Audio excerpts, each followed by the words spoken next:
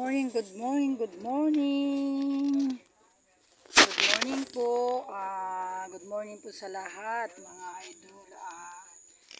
Dito nyo makikita yung pinagkukuhaan namin ng mga kamote na aking niluluto na ginagawa kong kasaba cake.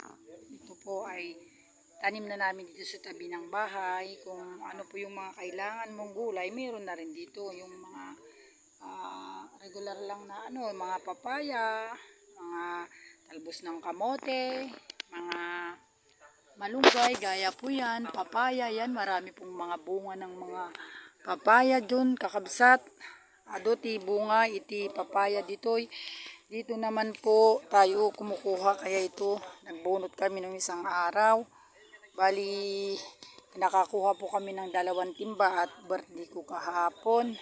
Kaya yan po ang pinagkuhanan. So marami pa po tayong mga kamuti kakabsat. Ayan, mararami na po yung nila, malalaki. Ayan po, kahit papano po ay kumikita po tayo sa sarili nating mga tanim kakabsat. Ito po yung pinagbunutan namin kahapon. Ayan, nanguha po kami pero marami pa po.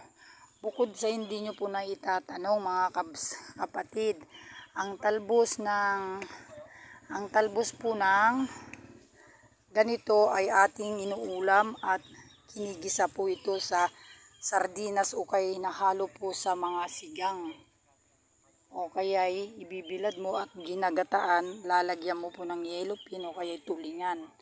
Ayan pa po yung mga puno pa po ng ating at doon po sa aming tinda po ay mga pananim namin pala sa kabila.